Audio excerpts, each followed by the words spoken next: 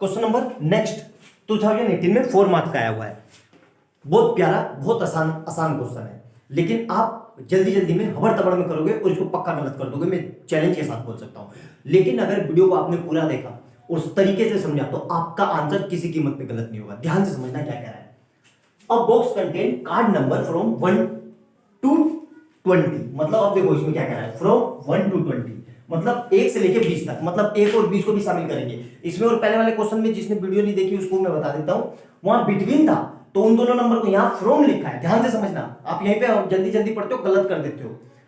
A card is drawn at random from the box, find the probability that the number on drawn card is a prime number, a composite number, a number divisible by 3। तो कैसे करेंगे, ध्यान से देखना, आराम से एक एक स्टेप समझना। सबसे पहले नंबर लिख लो 1 से लेकर 20 तक, 1 2 3 4 5 6 7 8 9 10 11 12 13 14 15 16 17 18 19 20। पहले ये लिखना, ठीक है।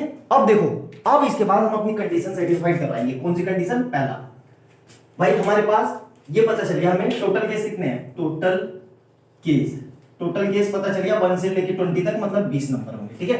अब हमें फेवरेबल केस देखने हैं। फेवरेबल केस मतलब हमारे फेवर में कितने हैं, ठीक है। तो देखो पहला क्या कह रहा है, अब प्राइम नंबर, ठीक है, ध्यान से समझना। प्राइम नंबर तो आपको एग्जाम में कैसे करना है, ध्यान से समझना। ऐसे करोगे तो आपका कभी गलत नहीं होगा।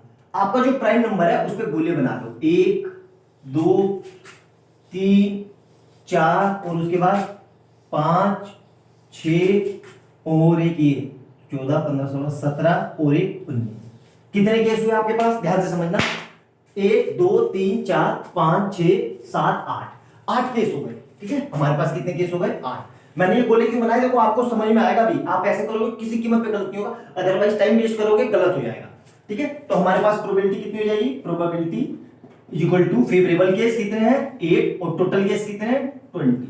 तो आंसर कितना आ जाएगा, इसको काट देंगे तो 2 अपॉन किससे काटा, 2 से, तो 2 से काटेंगे तो इधर काटेंगे तो 4 और 2 से काटा तो 10, ठीक है। और फिर 2 से काट लेंगे तो यहाँ पे 2 और यहाँ पे कितना आएगा 5। यही हमारा आंसर है। और इसको फर्दर क्या लिख सकते हैं, 0.4, ये भी लिख सकते हैं, ठीक है।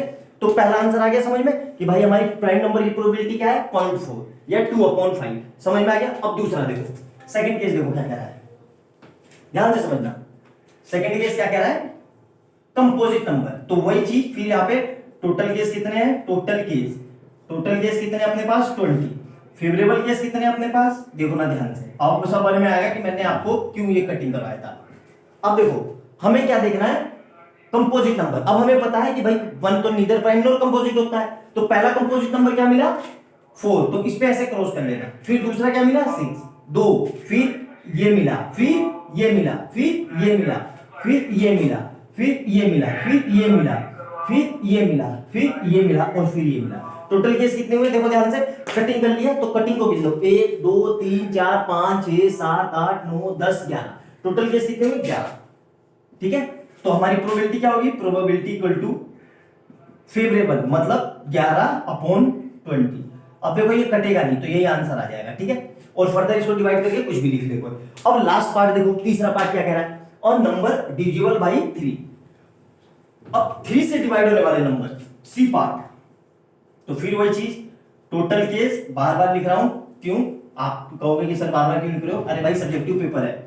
और फेवरेबल केस, अब फेवरेबल केस देखो, फेवरेबल केस अब 3 से डिवाइड होने वाले, तो क्या करना अब आपको, इतना आपने कर लिया, कहोगे कि सर आप तो यहां तो गड़बड़ हो गई कुछ। अब हम कैसे करें, तो देखना ध्यान से, जिस चीज पे 3 वाले हैं उस पे ऐसे टिक लगा लेना, 1 फिर 2 फिर 3 फिर 4 और फिर 5 और फिर 6। टोटल कितने केस मिल गए 6।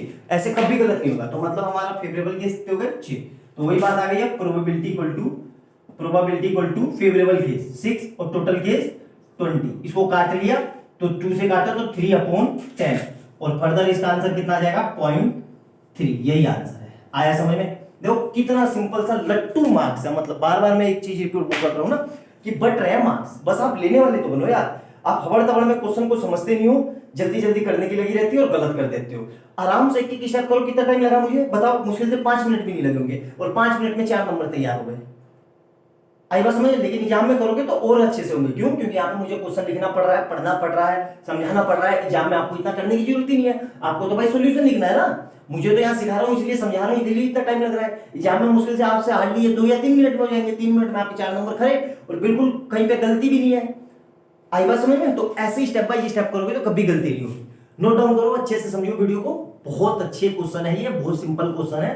प्रोबेबिलिटी बहुत आसान है, खरे मार्क्स देगी जाती है आपको, बहुत ही सिंपल। ठीक है, नोट डाउन करो। वीडियो अच्छी लगे तो लाइक एंड सब्सक्राइब करना, बार बार बोलना पड़ रहा है आपको।